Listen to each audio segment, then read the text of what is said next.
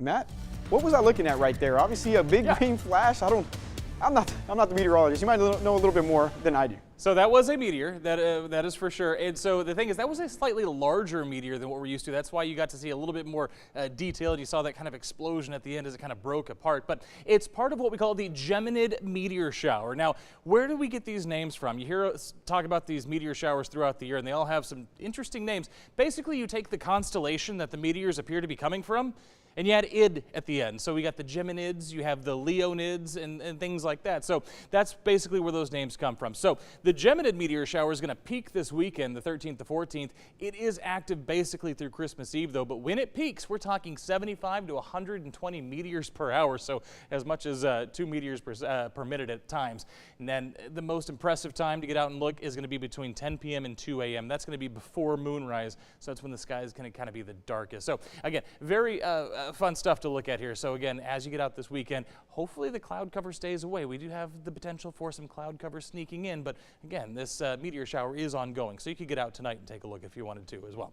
Again, we already saw one tonight. Might as well look and see if we can see another one.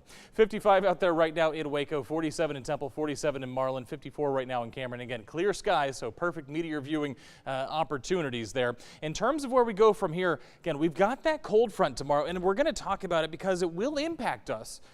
It's just not going to do anything to our temperatures. I'll tell you that right now. It's still going to be warm tomorrow. Cold front comes through, say, mid to late morning, and as it does so, you're really going to feel those winds pick up behind it. But again, you saw there from 68 for a daytime high to the upper 40s there by the time we get to 10 o'clock tomorrow night. Not a huge impact on our temperatures. This is where you're going to feel it. So through the night tonight, south winds in response to that approaching front going to remain breezy, 10 to 15 up to about 20 miles per hour through the night tonight.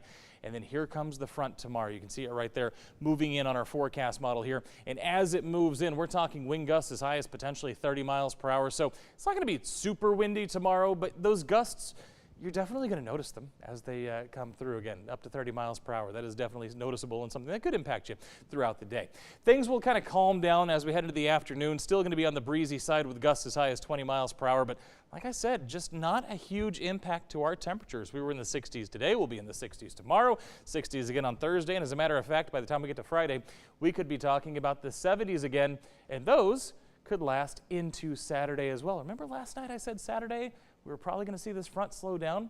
As a matter of fact, that's exactly what we're going to see. Kind of makes that initial push on Saturday. And I want to point out that our models are still picking up on some light, showery activity, mainly east of I-35. So keep that in mind for your Saturday and your Sunday. Might hit a shower or two. It's not going to be much. That main push of colder air, though, that's going to move in Sunday, and that is when you're going to notice that temperature drop. So where do we go? We go from the upper 60s to the lower 70s Friday, mid-70s there on Saturday. I'm going to go with that cursory 10% chance. You probably won't see anything, but it's on there just in case we get one shower or two. After that, here's that front. There's that drop-off from 75 to 60 on Sunday. We're going to drop 10 to 15 degrees there as we go from Saturday to Sunday. So you're going to notice that, that's for sure. 60 there on Monday. Another warm-up as we head into the middle of the week. Do want to point out, though, that we are tracking a little disturbance that could bring us our next best chance of rain by the middle of next week. And remember, you can keep up with all this stuff by downloading our 6 Plus app for free on your smart TV.